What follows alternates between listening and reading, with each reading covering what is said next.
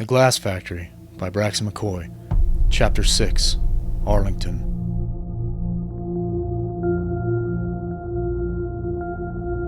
The adrenaline high had long subsided by the time I left therapy the day Saul lifted me to the parallel bars, but the feeling of accomplishment was still very vivid. I felt victorious and empowered in a way that I had not in months. Sure, Saul had done all the heavy lifting, but that hardly mattered to me. I had begun to learn to walk again, and I had done so in less than 1/6 of the amount of time that was predicted. Nothing could make me feel better than that fact. But as it had become so commonplace, I just couldn't make the feeling last. When I got back to my room, new aches radiated through my bones. The reality of my situation grew clearer by the instant. This was going to be a long and agonizing process, and at the end of it, whenever that may be, I may not be anywhere near to 100% recovered. In fact, most early projections, optimistically, suggested that at best I may regain 60 to 70% of my leg's functionality. And that was to say nothing of my right hand, which was so severely wounded that my friend and medic Z, during a visit to Walter Reed, told me that he was sure that they were going to have to amputate it if I had survived the initial medevac. I had, and they hadn't. When I left the streets of Ramadi the morning I was wounded, no one who had actually seen the condition my body was in took my survival for granted. The medic seemed sure I might die. I didn't die, but my recovery at Walter Reed was quite a roller coaster ride. Maybe that had led me to expect trauma after triumph. In my room waiting for me when I returned to the neuro ward was my Uncle Justin and my little sister Chelsea. Juddy seemed extremely happy, impressed at how good I looked compared to when he had last been out to D.C. My little sister was a little more shocked to see how frail and small I had become since she'd last seen me. The bewildered look on her face revealed how bad my condition truly was. I cannot say that I blame her. The first time I saw myself in that mirror, my levels of depression and anxiousness to get out of the hospital skyrocketed. I was a pitiful sight, to say the least. I felt that getting out of that place was the next goal worth chasing. About that time, a member of a surgical team which monitored my progress walked in. He was there just to do routine checkups and to introduce himself.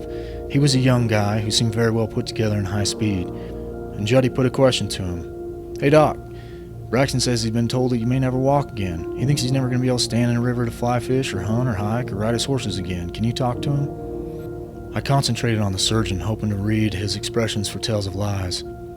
He proceeded to give me all the reasons why I may be able to do those things again, and he covered every angle and included some caveats, such as I may have to use a cane to hike or limit the distance that I traveled and only fish shallow holes, etc. But he was telling me the truth. Then, at the end of his answer, he said the most important thing I've ever been told, either before or since. "Braxton, I think you can walk again, but you're going to have to do it soon. You've got too much soft tissue damage to risk allowing your muscles to atrophy any further. If you don't start now, you may never walk again, at least not without the use of a cane or a walker, even in everyday activities. It's all up to you. It's all up to you," I repeated. "It's all up to me, even in a situation like this one. My body may have been badly bruised, but it's one's spirit that determines the outcome of a tragedy, not a doctor's prognosis." That was exactly what I needed to hear in that moment. I needed decisive language and a kick in the ass, not some sugar-coated version of what may or may not happen. There was probably not anything that young surgeon said which I had not been told before, but I'd never heard that truth until just then. The words he said and the order he chose to use and the conviction with which he had said them were as perfect for me as if the universe had handcrafted the message. We all know that there are moments in one's life that define them. They are scarce, but they are the most important moments of our lives. This was one of, perhaps the, defining moment of my life. It was imperative that I capitalize on it now that it had arrived. After that I did walk. I took my first totally unassisted step. It was only from my wheelchair to my bed, and it hurt like hell, but I did it. The actual span could not have been more than 24 inches, but the chasm I covered in my mind was as important as climbing a mountain. The first step is always the hardest, as they say. That old cliche had proved too true in my case. The very next day, while at physical therapy with Solomon, I took a full step from my wheelchair to the parallel bars by myself. Nothing could match the agony of lying in that pool of blood in Ramadi, but those first few steps were very close. The only thing that hurt worse than lifting my legs with shrapnel-riddled quadriceps was putting them back down on shattered bones. Once inside the parallel bars, my left arm was the only available support system. Its newly healed spiral fracture in the upper portion throbbed as I used it to steady myself.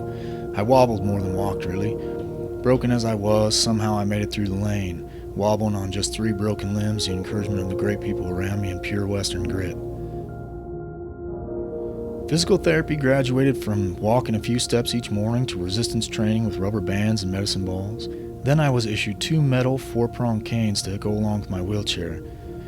I had those 2 metal canes issued to me on a Friday. Then on that Sunday, with the help of a Vietnam veteran who I knew well, I snuck out of Walter Reed in a cab bound for Arlington National Cemetery.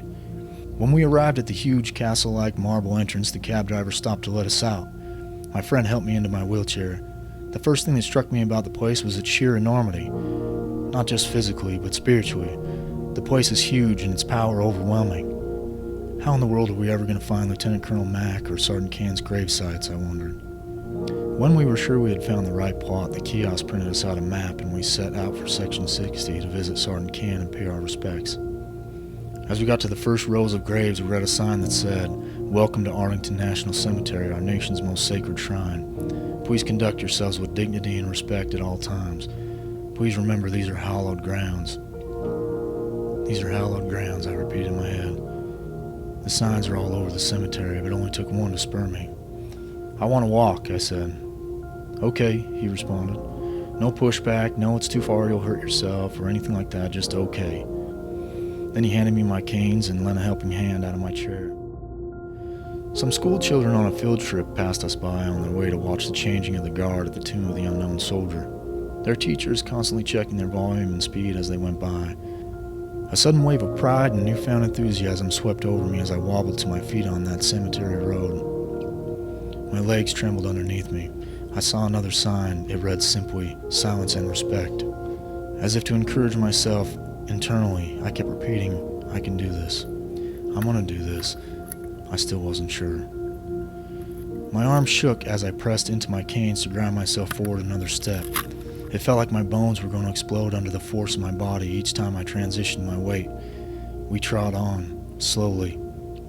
At some point in the walk, we saw McClellan's Gate, which has the lines taken from Theodore O'Hara's poem, "Bivouac of the Dead," engraved in gold on it. We made our way by rows and rows of heroes sacrificed on the altar of freedom at a snail's pace, but with the same determination they had brought into combat. I was either going to walk the entire way or die trying. I don't know how far we walked that morning exactly, but it was at least a mile from the gate to Section 60, and I trekked every step of it. My arms ached and shook as my quadriceps quivered their way through the steps.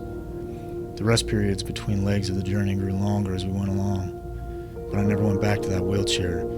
For some reason, on that day, I decided that riding in that wheelchair in a place so holy would be an affront to the honor of the men buried there. When we reached the sign that said Section 60, I did not want to stop anymore. "Braxton, you ought to take a break, right here, don't overdo it." "Nah, I'm okay," I responded, sweat pouring down my face. When we were inside Section 60's boundaries, it must have taken us another hour to reach Sergeant Can's graveside.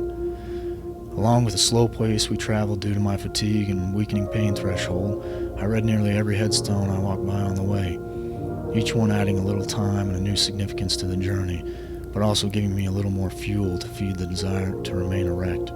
Every step was miserable. Pain radiated from my hips to my knees. The agony had grown so immense that several times I thought that I might throw up because of it, but we never gave up. I trudged every torturous pace of that march out of respect for Sergeant Can and the 250,000 fallen warriors he lay with.